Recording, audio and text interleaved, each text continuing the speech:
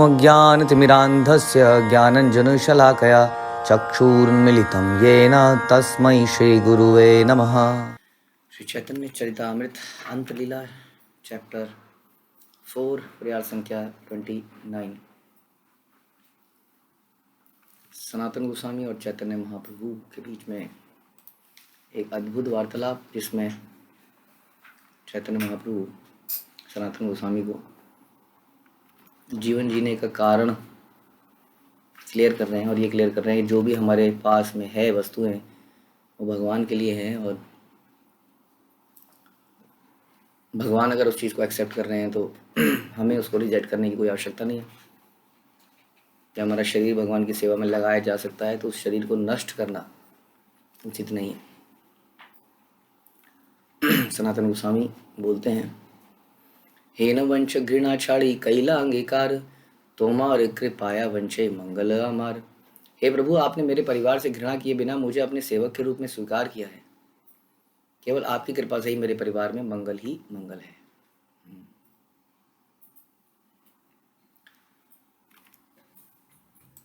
और ये हो गया था, जहाँ तक मुझे याद है 4 पॉइंट।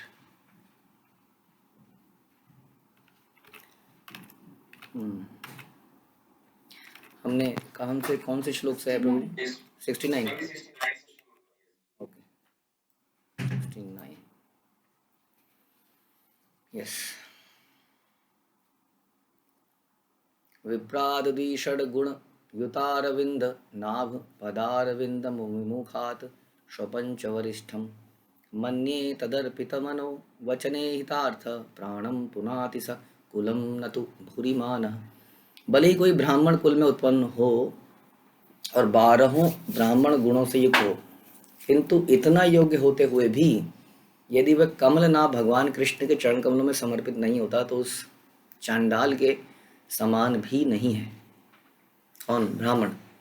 ब्राह्मण के कुल में पैदा हुआ है, भगवान के प्रति उसका अटैचमेंट नहीं है, समर्पित नहीं है, तो उस चांडाल के समान भी नहीं है जिसने अपना मन वचन कर्म धन प्राण भगवान की सेवा में लगा दिया है। एक ब्राह्मण है, कह रहे हैं चंडाल से भी निम्न है यदि वो चंडाल ने अपने आप को भगवान की सेवा में लगा दिया है और ब्राह्मण ने अपने आप को भगवान की सेवा में नहीं लगाया है। मात्र ब्राह्मण कुल में जन्म लेना या ब्राह्मण गुणों से युक्त होना पर्याप्त नहीं है। यहाँ पर बता रहे हैं कि ये भी पर्याप्त नहीं है कि आप ब्राह्मण गुणों से युक्त हैं, यानी कि आप साफ सफाई का बड़ा ध्यान रखते हैं, आप नित्य पठन भी करते हैं, हाँ, कुछ यज्ञ इत्यादि भी संपन्न करते हैं, लोगों के घर में जाके कुछ कुछ कर्म कांड भी करते हैं, गायत्री मंत्रों का जाप भी करते हैं। तो ब्राह्मण के गुण आपके अंदर दिख रहे हैं, लेकिन आप भगवान के भक्त फिर भी नहीं हैं। आप सहनशील भी हैं, आप बड़े प्यार से बात भी करते हैं, सारे गुण हैं, लेकिन भगवान के आप भक्त नहीं बन पाए। तो वो बता रहे हैं कि मात्र ब्राह्मण गुणों से युक्त होना पर्याप्त नहीं है। ब्राह्मण का मुख्य गुण ही यही है कि वो भगवान के प्रति समर्पित हो। मनुष्य को भगवत भक्त होना आवश्यक है, ये गुण, एक गुण आवश्यक है। इस तरह यदि कोई स्वपच या चंडाल भक्त है तो भी वह न केवल अपना, मतलब कि अभी उसके अंदर ब्राह्मण के गुण नहीं है, नहाने धोने के नियम पालन नहीं करता है सारे के सारे, और बहुत सारे चीज़ें नहीं करता है, लेकिन भगवान का भक्त बन गया है। इसलिए कह रहे हैं कि यदि वह चंडाल भक्त, कह रहे हैं इसलिए वह ना केवल अपना तो अपने परिवार का उद्धार कर सकता है, ठीक है, चंडाल। लेकिन एक ब्राह्मण जो भक्त नहीं है, वो अपने परिवार की तो बात छोड़ दीजिए, अपना भी कल्याण नहीं कर सकता है, जो कि केवल ब्राह्मण योग्यताओं से युक्त है, लेकिन भगवान का भक्त नहीं है, तो अपना भी उद्धार नहीं कर सकता, तो दूसरों का क्या करेगा। इसलिए कहते हैं कि कर्मकांडी ब्राह्मण वास्तव में ब्राह्मण नहीं है। इसलिए खासतौर पर एक युद्ध चलता आया है हमारी परंपरा में, परंपरागत ब्राह्मणों का, क्योंकि उन्हें हमसे ईर्ष्या होती है, क्योंकि हम शास्त्र, ऐसे भक्ति सिद्धांत सरस्वती ठाकुर जो है शास्त्रों से बोलते थे तो ब्राह्मण उनसे बहुत चिढ़ते थे। तो एक बार एक बहुत बड़ी सभा बुलाई गई, उसमें यही डिबेट्स होनी थी। तो भक्ति सिद्धांत सरस्वती ठाकुर, भक्ति विनोद ठाकुर को जाना था, लेकिन उन्होंने अपने पुत्र को, कि वो थोड़े स्वस्थ नहीं थे, तो उन्होंने अपने पुत्र को भेजा। और जब भक्ति सिद्धांत सरस्वती ठाकुर का नंबर आया तो उन्होंने क्या किया, शुरू में ब्राह्मणों के गुणगान किए कि ब्राह्मण भगवान को कितने प्रिय हैं, नमो ब्राह्मण देवाय गौ ब्राह्मण हिताय च इत्यादि कई जगह भगवान कहते हैं मैं ब्राह्मणों के मुख से खाता हूँ। ब्राह्मण बड़े प्रसन्न हो गए, वाह वाह क्या बात बोली है। और फिर उसके बाद उन्होंने ये बताना शुरू किया कि ब्राह्मण कौन है। तो सब लोगों की बोलती बंद हो गई। तो एक युद्ध ये चला ही आया है, क्योंकि हर आदमी आज की डेट में बड़ी इजीली वस्तुओं को चाहता है। तो जन्म के लिए जन्म तो हो ही गया, आगे कुछ नहीं करना पड़ता है, केवल जन्म लेने से ही एलिजिबिलिटी मिल जाती है, कितना बढ़िया काम है। लेकिन अगर कर्म है तो बहुत मेहनत करनी पड़ती है, तपाना पड़ता है अपने आप को। और जन्म के आधार पर तो कितना आसान है, जस्ट मैं कहीं पर पैदा हुआ तो मुझे प्राप्त हो गया कोई चीज़, है ना। तो इसलिए ये एक द्वेष बना ही हुआ है। तो यहाँ पर श्रीमद् भागवतम से श्लोक लिया गया है, ये कहीं इस्कॉन का हमारी परंपरा स्पेसिफिक श्लोक नहीं है। 7वें कैंटो के 9वें अध्याय का 10वां श्लोक ये लिया गया है। भागवतम को सारी दुनिया जानती है। तो गीता में भी ऐसे बहुत से लोग आते हैं, भगवान बोलते हैं कि वास्तव में जो इवन शूद्र है वो भी यदि भक्ति करता है तो धर्मात्मा बनता है। तो यहाँ बता रहे हैं कि यदि कोई ब्राह्मण है लेकिन भगवान का भक्त नहीं है तो वो निम्न है, वास्तव में वो अपना उद्धार भी नहीं कर सकता है। लेकिन एक चांडाल जो भक्त है वो अपने परिवार का भी उद्धार कर सकता है। बहुत ऐसे एग्जाम, मृगारी देखिए, मृगारी थे और बिल्कुल निम्न ही एक तरह से चंडाल ही थे वो। भजनेरा मध्य श्रेष्ठ नव विद्या भक्ति कृष्ण प्रेम कृष्ण दीते धरे महाशक्ति। भक्ति संपन्न करने की विधियों में 9 संस्तुत विधियां सर्वश्रेष्ठ हैं, क्योंकि इन विधियों में श्री कृष्ण तथा उनके प्रति प्रेम प्रदान करने की महान शक्ति निहित है। 9 विधियां आप जानते हैं, श्रवणम कीर्तनम विष्णु स्मरणम पाद सेवनम अर्चनम वंदनम दास्यम साख्यम आत्म निवेदनम। इस 7वें कैंटो में ये प्रहलाद महाराज इनके बारे में जिक्र करते हैं, नवधा भक्ति के बारे में 7.5.23। श्रवण कीर्तन कृष्ण का स्मरण, कृष्ण के चरणों की सेवा, मंदिर की में पूजा स्तुति करना, सेवक की तरह कार्य करना, कृष्ण से मैत्री करना, कृष्ण की बिना शर्त शरण ग्रहण करना। भक्ति की 9 विधियों से कृष्ण तथा कृष्ण प्रेम मिलता है। प्रारंभ में विधि विधानों के अनुसार भक्ति करनी होती है, किंतु धीरे धीरे यह भक्ति भक्त की जीवनाधार बन जाती है और उसे कृष्ण प्रेम का सर्वोच्च पद प्राप्त होता है। प्रारंभ में नियम पालन करने पड़ते हैं, दिक्कत होती है कि नहीं। अभी बड़ी मुश्किल से आदमी कार चलाना सीखता है या स्कूटर चलाना सीखता है। पहले साइकिल सीखता है, बैलेंस बनाता है, बड़ी मुश्किल से पैडल मारता है, फिर स्कूटी सीखता है बड़ी मुश्किल से। अब उसको जब सड़क में उतरता है तो उसको बताया जाता है इधर से ऐसा करना है, ये देखिए साइन को देखिए, ये रेड लाइट है देखिए, ये देखिए यहाँ पर यू टर्न अलाउड नहीं है, आपने ले लिया। हाँ, बहुत सारे लाइसेंस बना जाता है, वो फेल कर देता है उसको, बड़ी इरिटेशन होती है। हाँ तो गई, अब चलानी तो गई, एक्सीडेंट थोड़ी कर रहा हूँ किसी का। ब्रेक लगानी आती है, एक्सीलेटर दबाना आता है, लेकिन उसको सारे नियमों का पालन, बड़ी मुसीबत सी लगती है। लेकिन धीरे धीरे धीरे वो उसके लिए बड़ा नेचुरल हो जाता है नियमों का पालन करना, वो उसके अंदर रम जाता है। वो दूर से उसको रेड लाइट दिखने लगती है। शुरू में प्रारंभ में जब आप गाड़ी चलाना सीखते हैं तो आपको रेड लाइट दिखती ही नहीं है। क्यों नहीं दिखती है? क्योंकि सारा ध्यान आपका ध्यान लगा होता है एकदम से, क्यों गलती ना कर दूं। बाद में आपको रेड लाइट दूर से दिखने लगती है, हर चीज़ दिखने लगती है कि नहीं। तो इसी तरीके से जब हम धीरे धीरे नियमों का पालन करते हैं तो हमारे जीवन बन जाता है वो नियमों का पालन करना, जो कि हमें, हाँ ये नियम हमें उसके एक्सीडेंट होने से बचाते हैं, हमारा किसी और का गाड़ी चलाते हुए। वैसे ही भक्ति के ये नियम हमें कई चीज़ों से बचा लेते हैं, जो हमें आइडिया भी नहीं है कि हम ये गलती कर सकते हैं। लेकिन हम नियमों का पालन करते हैं, हम जो भावी होने वाली गलतियों से बच जाते हैं, जो कि आचार्यों ने अपने जीवन से सीख के नियम बनाए। तो ये जीवन का आधार बन जाता है। और धीरे धीरे से क्या होता है, क्योंकि गलतियाँ होनी कम हो जाती हैं, आगे हम चल ही रहे हैं, तो हम एकदम से अपने गंतव्य पे पहुंच जाते हैं, जो कि है कृष्ण प्रेम। नहीं तो बीच में ये पुलिस वाला पकड़ लेगा, फिर वो पकड़ लेगा, फिर हाँ सब गड़बड़ जाएगी।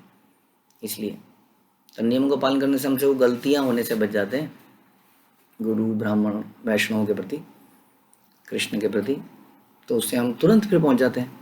अंत तो गत्वा कृष्ण ही जीवन के लक्ष्य हैं। कृष्ण के चरण कमलों को प्राप्त करने के लिए न तो कुलीन ब्राह्मण परिवार में जन्म लेने की आवश्यकता है, न ही निम्न कुल में उत्पन्न व्यक्ति कृष्ण के चरण कमल प्राप्त करने के लिए अयोग्य है। और श्रीमद् भागवत में देवहूति कपिल देव से कहती है कि हे प्रभु, चंडालों में निम्न कुल में उत्पन्न व्यक्ति भी धन्य है यदि वह भगवान के पवित्र नाम का सदैव कीर्तन करता है। ये तीसरे कैंटो से लिया गया।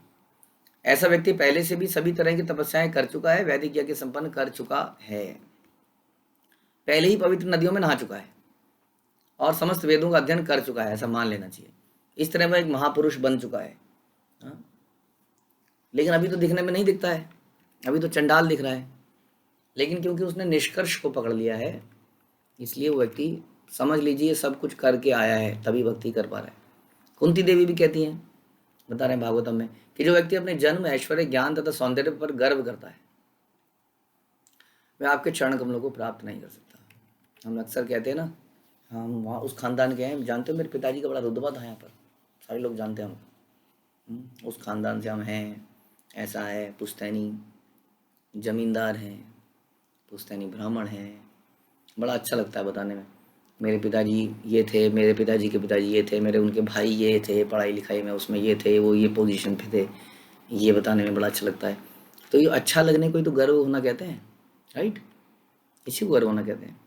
तो इस प्रकार जो व्यक्ति अपने जन्म, ऐश्वर्य, ज्ञान, सौंदर्य पर गर्व करता है तो वह व्यक्ति आपके चरण कमलों को प्राप्त नहीं कर पाएगा। आप तो केवल अकिंचन तथा दीन को सहज उपलब्ध हैं, अभिमानी को नहीं। क्योंकि वास्तव में ये अभिमान की तो वस्तु ही नहीं है ये शरीर, इसमें कुछ भी अभिमान करने लायक नहीं है। जिस व्यक्ति को ये समझ में आ जाता है कि वो जेल के अंदर है, जेल के अंदर व्यक्ति अपने अपने कर्मों की गलती से नहीं है जेल में, तो उसको कैसे अभिमान कर सकता है जेल में रहते हुए? पता है कि जेल के अंदर ही हूँ। इस तरह से जो अभिमान करता है, इसका मतलब वो इल्यूजन में है, इल्यूजन में भ्रमित है। जो भ्रमित है वो आपको कैसे प्राप्त करेगा? तार मध्य सर्वश्रेष्ठ नाम संकीर्तन, निरपराधे नाम लैले पाया प्रेम धन। भक्ति की 9 विधियों में सर्वाधिक महत्वपूर्ण क्या है? 9 विधियां हमने सुनी अभी, श्रवणम कीर्तनम, उसमें सबसे तार मध्य सर्वश्रेष्ठ नाम संकीर्तन, भगवान के पवित्र नाम का सदैव कीर्तन करना इन सब में सर्वश्रेष्ठ है। यदि कोई 10 प्रकार के अपराधों से बचते हुए निरपराधे नाम लैले पाए प्रेम धन, ये कंडीशन लगा दी है जिसने सब खराब कर दिया है, निरपराधे। तो निरपराधे नाम लैले पाए प्रेम धन, अपराधों से बचते हुए ऐसा करता है तो आसानी से भगवान के अमूल्य प्रेम को प्राप्त कर लेता है। तो हम भजन करना तो सीख ही जाएंगे साधु के संग में। और साधु के संग में एक और महत्वपूर्ण चीज क्या सीखनी है? निरपराधे। श्री जीव गोस्वामी प्रभु ने भक्ति संदर्भ में निम्नलिखित निर्देश दिए। भगवत नाम कीर्तन भगवत प्रेम प्राप्त करने का मुख्य साधन है। यह कीर्तन या भक्ति ना तो ना तो किसी साज सामग्री पर, ना ही अच्छे कुल में जन्म लेने पर निर्भर करती है। किसी साज सामग्री पर भी नहीं है। ये नहीं कि जब मेरी इतनी सैलरी हो जाएगी तभी हम स्टेबल हो पाएंगे। प्रभु जी स्टेबल तो हो जाए पहले लाइफ में, अभी भक्ति कैसे करें? अभी तो स्टेबल ही नहीं है। तो किसी साज सामग्री पर डिपेंड ही नहीं करती है। भगवान ने ऑलरेडी दे रखा है, जीव दे रखी है, हाथ दे रखे हैं। ऐसा भी जरूरी नहीं है कि जप माला के पैसे नहीं है तो भी काम नहीं चलेगा। जप माला के बिना भी जप करा जा सकता है। साज सामग्री है तो इस्तेमाल कीजिए, नहीं है तो शरीर ही अपने आप में साज सामग्री है। दीनता तथा विनम्रता से मनुष्य कृष्ण का ध्यान आकर्षित करता है, यह सारे वेदों का निर्णय है। इसलिए यदि कोई अत्यंत विनीत एवं दीन बन जाता है तो कलयुग में सरलता से कृष्ण के चरण कमलों को प्राप्त करता है। दीनता अहंकार के जस्ट विपरीत है। एक तरफ हमने सुना कि अहंकार व्यक्ति जिसको अपने जन्म पे, कुल पे, ज्ञान पे, रूप पे अभिमान है, वो भगवान के चरण कमल प्राप्त नहीं कर सकता। और एक तरफ दूसरा व्यक्ति जो अपने को उल्टा निम्न समझता है, कहता है कि मैं इस संसार में आया, आई नंद तनुज पतितम विषमे भवाम्बुधो, मैं अब क्या हूँ? मैं पतित हूँ। आई नंद तनुज, मैं ए नंद के तनुज यानी कि नंद के पुत्र यानी कि कृष्ण, मैं क्या हूँ? मैं एक दीन व्यक्ति हूँ, इस संसार में गिर गया हूँ, मुझे अपने चरणों की शरण दीजिए। ये है दीनता का भाव कि मैं वास्तव में निम्न हूँ। जैसे कि हमारे सारे आचार्यों ने बोला, जैसे कि भक्ति विनोद ठाकुर जो कि कुलीन ब्राह्मण परिवार, जो कि मजिस्ट्रेट, पढ़े लिखे, खूब शोहरत प्राप्त व्यक्ति थे, लेकिन उनके जब हम सॉन्ग सुनते हैं, वैष्णव सॉन्ग, तो उसमें अक्सर वो अपने आप को दीनहीन मानते हैं, बोलते हैं, यानी कि उन्हें अपने इन चीज़ों पे बिल्कुल भी गर्व नहीं था। हालांकि उन्होंने इन चीज़ों को कृष्ण की सेवा में लगाया, लेकिन उन्हें इस चीज़ का बिल्कुल भी अहंकार नहीं था। जब यदि कोई हमारे पास वस्तु है जो कि किसी और की दी हुई है, जैसे मैं किसी और की कार मांग के लाता हूँ, हाँ, बहुत बढ़िया कार, मुझे कोई दोस्त की मर्सिडीज मांग के लाता हूँ, हाँ, और चलाता हूँ सड़कों पर बिल्कुल शान से, वो व्यक्ति को पागल कहा जाता है, मूर्ख कहा जाता है, घमंडी कहा जाता है, क्योंकि वो किसी और की कार पे इतरा रहा है, मांगी भी कार पे। उसी तरह से हमारे पास जो भी वस्तु है हमारी नहीं, अगर हमारी होती तो हमसे छीन क्यों ली जाती मृत्यु के समय। यानी कि हमारा जो ज्ञान भी है, जिसके ऊपर हमें बड़ा अहंकार होता है, बुद्धि या बाकी जो वस्तुएं हैं, वो हमसे छीन ली जाती है ना। इसका मतलब हमारी कभी थी नहीं, हमें धरोहर के रूप में मिली थी, तो वो वस्तुएं कृष्ण की सेवा में लगानी चाहिए थी, लेकिन उससे हमने अपनी पहचान बनाने में लगा दिया। तो इसलिए उससे, उसी उन्हीं वस्तुओं से हमारी भक्ति में सबसे बड़ी बाधा है। तो यही बता रहे हैं यहाँ पर कि इसके विपरीत जो व्यक्ति इसको अपना नहीं मानता है, कृष्ण का मानता है, इसलिए उसे घमंड होता ही नहीं है कि नहीं। उसको पता है ये मेरी कार है ही नहीं, तो मैं तो उस दोस्त ने बोला है वहाँ से कुछ सामान लेके आज मैं तो सामान लेने आया हूँ बस उसके लिए। तो इस तरह से वो दीनता महसूस करता है। वह कलयुग में सरलता से कृष्ण के चरण कमल प्राप्त कर सकता है। यही बड़े बड़े यज्ञों एवं तपस्याओं की पूर्ति है, क्योंकि जब कोई भगवत प्रेम प्राप्त कर लेता है तब उसे जीवन की पूर्ण सिद्धि प्राप्त हो जाती है। इसलिए मनुष्य भक्ति को संपन्न करने के लिए जो भी करे, उसे उसके साथ भगवान के पवित्र नाम का कीर्तन अवश्य करता रहे। कृष्ण के पवित्र नाम के कीर्तन, हरे कृष्ण कृष्ण कृष्ण हरे हरे, हरे राम राम राम हरे हरे की प्रशंसा श्रील रूप गोस्वामी ने नामाष्टक में की है। हे हरिनाम, इसका पहला श्लोक है, हे हरिनाम, आपके चरण कमलों के अंगूठे के अग्रभाग समस्त वेदों के मौली रत्न उपनिषद रूपी रत्नों से निकलने वाली कांति से निरंतर पूजित होते हैं। आपकी पूजा निरंतर नारद सुखदेव जैसे मुक्त आत्मा करते हैं। हे हरिनाम, मैं पूरी तरह आपकी शरण ग्रहण करता हूँ। तो नारद सुखदेव इत्यादि सभी क्या करते हैं, इस हरिनाम की पूजा करते हैं, उनके शरणागत होते हैं। इसी तरह सनातन गोस्वामी ने पवित्र नाम के कीर्तन की प्रशंसा करी बेहद भागवतम में। वो बोलते हैं कि समस्त आनंदमय पवित्र कृष्ण नाम की जय हो, जो भक्त के सारे धार्मिक कर्म, ध्यान और पूजा को छुड़वा देता है। छुड़वा देता है कि नहीं? हम सबके कई सारे धार्मिक कर्म, ध्यान, पूजा हमने छोड़ दी ना भक्ति में आने के बाद, जो हम करते थे, तो वही बता रहे हैं, छुड़वा देता है। यदि जीव एक बार भी किसी तरह नामोच्चारण करता है तो नाम उसे मुक्ति प्रदान करता है। कृष्ण नाम सर्वश्रेष्ठ अमृत है, ये तो मेरा प्राण और एकमात्र धन है। यदि हम इसको पवित्रता से लेते रहेंगे तो ये हमारी सारी और आदतों को छुड़वा देगा धीरे धीरे। ना केवल खाने पीने की आदतें, पूजा पाठ की आदतें, मान सम्मान की आदतें, सब कुछ ये छुड़वा देगा। इतनी ताकत है इसके अंदर। सुखदेव गोस्वामी श्रीमद् भागवतम में कहते हैं, हे राजन, महापुरुषों के मार्ग पर चलते हुए भगवान के पवित्र नाम का निरंतर कीर्तन सबके लिए संशय रहित तथा भय रहित सफलता का मार्ग है। वो सफलता क्या है? वो सफलता है भगवान का प्रेम प्राप्त करना, भौतिक संबंधी नहीं। इसमें भक्त समस्त भौतिक इच्छाओं से रहित, भौतिक भोग के लिए इच्छुक तथा दिव्य ज्ञान के बल पर आत्मतुष्ट लोग सम्मिलित हैं। सारे लोग को, सभी को, चाहे वो बिल्कुल लिप्त हो अभी इंद्रिय तृप्ति में, ऐसे व्यक्ति को भी मुक्ति प्रदान करता है। श्रीमद् भागवतम में यमराज क्या कहते हैं? भगवान के पवित्र नाम के कीर्तन से प्रारंभ होने वाली भक्ति मानव समाज में रहने वाले मनुष्यों के लिए परम धर्म है। अब देखिए जी, ये अंत में जो है ना, हमारे इमीडिएट हमारे जो मजिस्ट्रेट हैं, लोकल मजिस्ट्रेट, वो यमराज ही हैं। पहला फैसला यही सुनाते हैं। इसके ऊपर अब अदालत होगी तो ऊपर जाएगा, लेकिन पहली बात तो ये, इसमें अदालत की, इसमें अपील की कोई गुंजाइश ही नहीं रहती है, वो तो सीधा डाल दिया जाता है। अजामिल के समय पर एक अपील लग गई थी फैसले के विरुद्ध। तब हमारे यमराज को बताना पड़ा कि देखिए, जो फैसला एग्जीक्यूट करने वाले लोग हैं ना, इनको भी कुछ नियम कानून का पता होना चाहिए।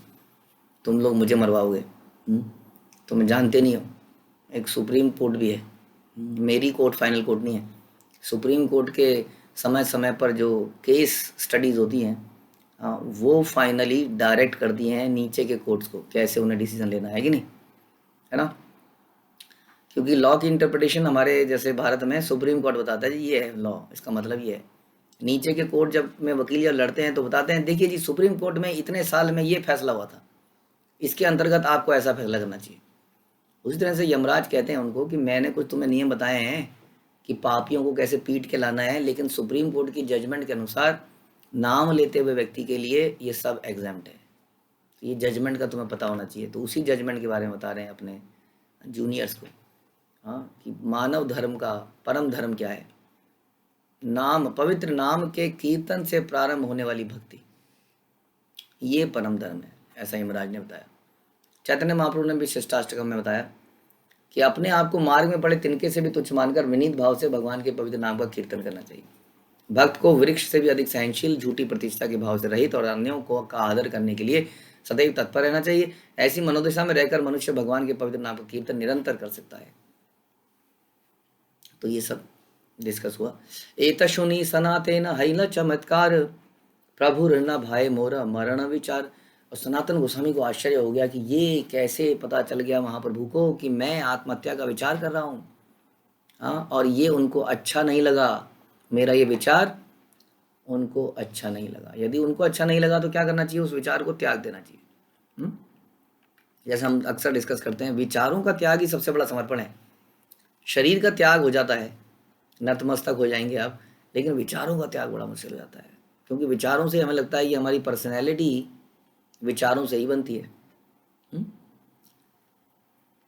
लेकिन आप देखेंगे भक्ति में आने के बाद आदमी अपनी अलग पहचान नहीं बनाता। या तो सर पर बाल ही नहीं है, या सर पे जरा जरा से बाल है, अब कैसे हेयर स्टाइल बनाया जाए।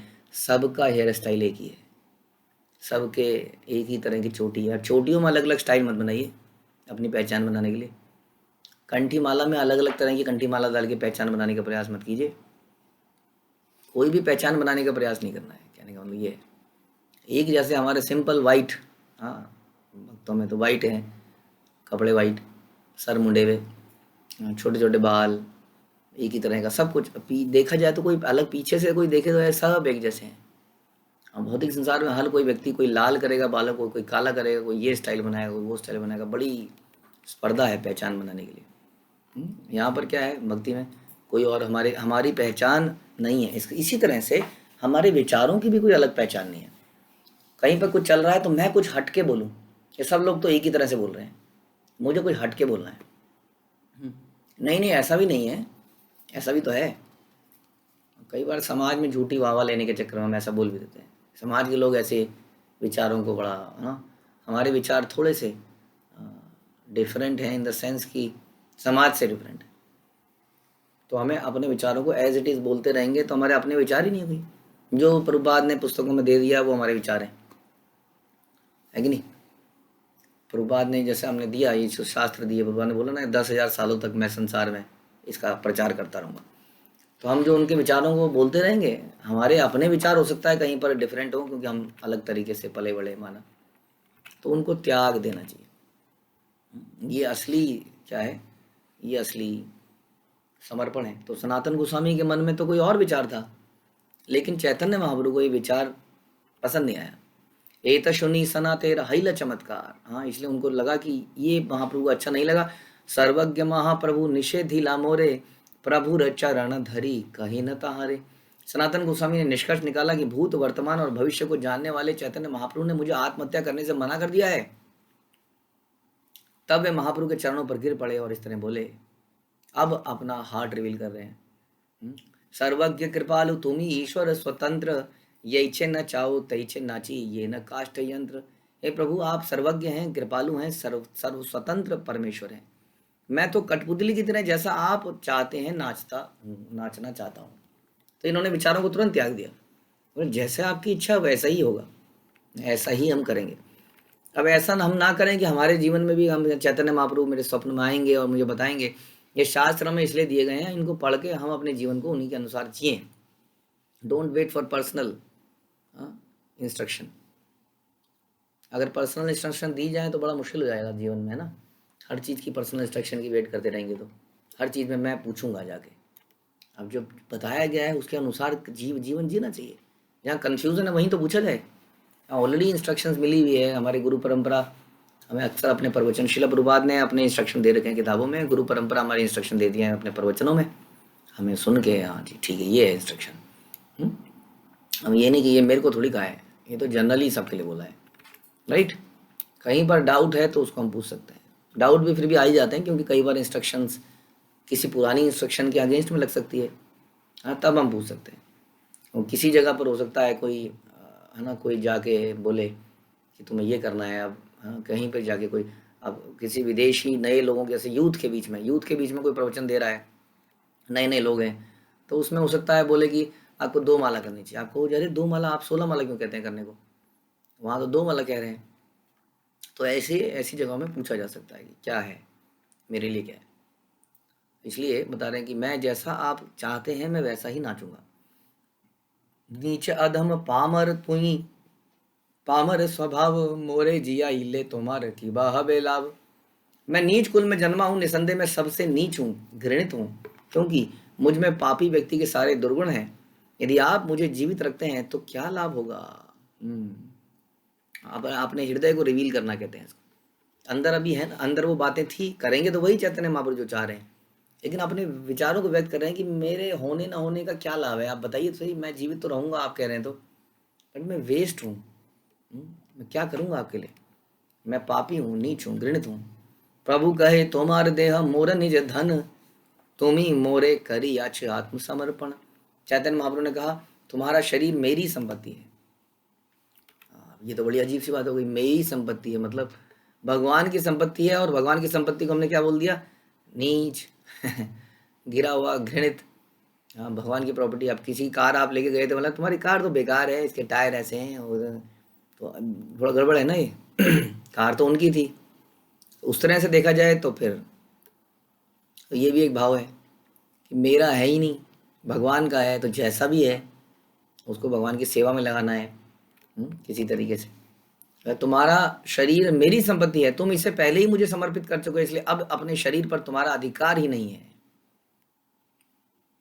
जैसे कि हम कहते हैं कि कर्मण्य वा अधिकारस्ते मा फलेषु कदाचन, तुम्हारा कोई अधिकार ही नहीं है उन फलों पे। क्यों? क्योंकि सब कुछ तो मेरा है, तुमने सिर्फ एग्जीक्यूट किया मेरे इंस्ट्रक्शन के आधार पर, इसलिए सब कुछ मेरा ही है, भगवान का ही है। तो इसी तरह भगवान कह रहे हैं तुम्हारे शरीर पर तुम्हारा अधिकार नहीं है, ये शरीर मेरा है, इसलिए तुम्हारा ये राइट बन ही नहीं सकता है कि तुम इस शरीर को नष्ट करो, हाँ, या इसका दुरुपयोग करो, इसको भगवान की सेवा में ना लगाओ, कुछ अपने अपने प्रेफरेंस बना लो, नहीं नहीं करूँगा, इतनी भक्ति भी नहीं करूँगा। हाँ, ये बच्चों को अगर भक्ति में लगा दूंगा तो बच्चे बिल्कुल ही इसमें डूब जाएंगे।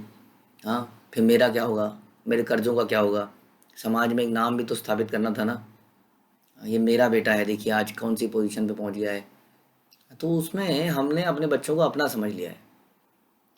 जब हम ही भगवान की संपत्ति, हमारा शरीर ही भगवान हमारा नहीं है, तो हमारे बच्चों का शरीर हमारा कैसे हो गया? इसलिए उनको भक्ति में ना लगाना एक बहुत बड़ी हिंसा है। अपने संतानों को प्रयास करना, देखिए लगा तो क्या सकते हैं, लेकिन भरसक प्रयास करना। उसके बाद भी नहीं लगता है तो भगवान भी कहेंगे हाँ यू ट्राइड योर बेस्ट। लेकिन अगर ऐसा ऐसा ना करने का प्रयास करना एक बहुत बड़ी हिंसा मानी जानी चाहिए, क्योंकि हमारा ही शरीर हमारा नहीं है, तो और बच्चों का क्या होगा? तो इसलिए बता रहे हैं, चाहते हैं बड़े क्लियर कर रहे हैं यहाँ पर, परिरदव्य तुम्ही के न चाह विनाशिते, धर्मा धर्म विचार की बा ना पार करीते। तुम दूसरे की संपत्ति को क्यों नष्ट करना चाहते हो? क्या तुम यह विचार नहीं कर सकते कि क्या उचित है क्या अनुचित है? नहीं समझ में आ रहा है? दूसरे की संपत्ति, हाँ, जैसा हम चर्चा करते हैं कि रावण ने सीता का हरण किया, लक्ष्मी का हरण किया, और उसका विनाश हो गया। उसी तरह से जो भी धन है, धन को क्या कहते हैं? लक्ष्मी, है कि नहीं? आजकल उसको मनी, रुपया बहुत नाम, लेकिन लक्ष्मी कहा जाता है। धन का मतलब लक्ष्मी, ये तो आपको पता ही होगा। लक्ष्मी किसकी पत्नी है? भगवान की। हाँ, तो लक्ष्मी को अगवा, मुझे लगा हम भी लगवा कर लेते हैं। हाँ, जब दिवाली में लक्ष्मी पूजा होती है बिना भगवान के, लक्ष्मी का मतलब हमने उनको उठा के ले आए, हाँ, वाहन में हम भी उठा के ले आए रावण की तरह, और अपने घर में आप उनकी पूजा कर रहे हैं। उसने भी पूजा करी, अपने महल में ले आया, तुम्हारे हजारों सेविकाएं होंगी, तुम्हारे एक इशारे पर दुनिया नाचेगी, तुम्हें ये मिलेगा, तुम्हें वो मिलेगा। क्या कर रहे हो? उस राम के पीछे जंगल में भटक रहा है, अपने राज्य को नहीं संभाल पाया, राजा ही नहीं बना पाया, तुम्हें क्या संभालेगा? न जाने क्या क्या। हम भी कहते हैं क्या कर रही हैं आप, पैर दबाती रहती हैं। हाँ, वो लेटे रहते हैं दिन रात, काम है उनके पास कोई? आइए हमारे घर में आइए, दरवाजे खुले हैं पूरी रात को, दिवाली, आइए हमारे घर में आइए। लेकिन बिना नारायण के आना, कि नारायण आएंगे तो आप उनकी सेवा में लगे रहोगे, आपको मेरी सेवा में लगना है। आइए दरवाजे खुले हैं। हाँ, अच्छा गणेश जी को ले आइए, क्योंकि वो भी थोड़ा सा हाँ, विघ्न नाशक करेंगे। तो मेरे घर में आइए, my home is such a beautiful home. किसी सांप के ऊपर तो नहीं बैठना पड़ेगा आपको, सांप के ऊपर बैठ के पैर दबाती रहती हैं आप। हाँ, तो हम भी इसी तरह का कुछ कार्य करते हैं। अब ये जो संपत्ति हमारे पास है इसको हम अपना मान लेते हैं, साथ में अपने परिजनों को अपना मान लेते हैं, और उसको कोशिश करते हैं कैसे मेरे नाम की बढ़ोतरी करे मेरा परिवार, मेरा नाम रोशन करे। हाँ, चोर का नाम रोशन किया जाए। अगर हम ये समझ लें कि हम एक चोर हैं, संसार में पटके गए हैं, चोर का नाम कैसे रोशन होगा? दूसरी चोरी से, हाँ देखिए, चोरी में तुमसे अभी, चोरी में मेरे से भी आगे निकला। मैंने एक मर्डर किया था, इसने 10 मर्डर किए। वंडरफुल। मैंने 10 करोड़ जमा किए थे, इसने 50 करोड़ जमा किए। वंडरफुल। मैं सिर्फ ग्रेजुएट बन पाया, ये पोस्ट ग्रेजुएट डॉक्टरेट बन गया। Very good. तो ये है, यहाँ चैतन्य महाप्रभु कह रहे हैं दूसरे की संपत्ति को नष्ट क्यों करना चाहते हो? क्या तुम ये विचार नहीं कर सकते कि क्या उचित है, क्या उचित है? तुम्हारे शरीर मोर प्रधान साधन, ए शरीर साधिमु आमी बहु प्रयोजन। भगवान कह रहे हैं इस सारी संपत्ति से, इस सारे तुम्हारे पुत्र पुत्रियों से और तुमसे, हम सब से भगवान को एक आवश्यक कार्य संपन्न कराना है। हाँ, तुम्हारा शरीर अनेक आवश्यक कार्य संपन्न करने के लिए मेरा प्रमुख साधन है। तुम्हारे शरीर के द्वारा मैं अनेक कार्यों को पूरा करूंगा। बताइए, Krishna was planning so much, but हमने उनकी प्लानिंग को बेकार कर दिया। भगवान इन शरीरों को देख के, संपत्ति को देख के कुछ चाह रहे थे हमसे, हमने कभी सुना ही नहीं कि चाह क्या रहे हैं। भक्त भक्ति यहाँ बता रहे हैं क्या चाहिए। भक्त भक्ति कृष्ण प्रेम तत्वेरा निधार, वैष्णवेरा कृत्यार वैष्णव आचार। तुम्हें भक्त भक्ति, ईश्वर प्रेम, वैष्णवों के कर्तव्य तथा वैष्णव के गुणों का निर्धारण करना होगा। ये तुमसे मुझे चाहिए कि तुम बताओ भक्त किसको कहते हैं, भक्ति किसको कहते हैं, इन सिद्धांतों को लिखो। ईश्वर प्रेम किसको कहते हैं, वैष्णव के क्या कर्तव्य हैं, वैष्णव के गुणों का निर्धारण, ताकि बाकी सब लोग इनके अनुसार जी पाए। तो ये है भगवान का उद्देश्य हमसे भी, कि एटलीस्ट हम इन सिद्धांतों को जो सनातन गोस्वामी ने, रूप गोस्वामी ने लिख दिए हैं, इनका पालन करें, तो हम भगवान के शरीर को, संपत्ति को भगवान के अनुसार प्रयोग में ला रहे हैं। इसलिए कहते हैं तुमसे मुझे सनातन बहुत सारी चीज़ें चाहिए, सारे सिद्धांत, भक्त कौन है, भक्ति क्या है, प्रेम किसको कहते हैं, वैष्णव के क्या कर्तव्य हैं, वैष्णव के गुण क्या हैं, ये सब तुम्हें लाने हैं। ये प्रयोजन है। तुम ये सब कार्य करोगे इसी शरीर से। और हमें भी, हमारे लिए भी इंस्ट्रक्शन है कि हम ही इस शरीर से, हमें जो भी वस्तुएं मिली है ना, हमें मिलती हैं जब हम जीवन में चलते हैं, कपड़े मिलते हैं, पैसे मिलते हैं, घर मिलता है, परिवार मिलता है, उस परिवार से इन भगवान के प्रयोजनों को हम पूरा करें, तो हम इसका बेस्ट यूज़ कर रहे हैं।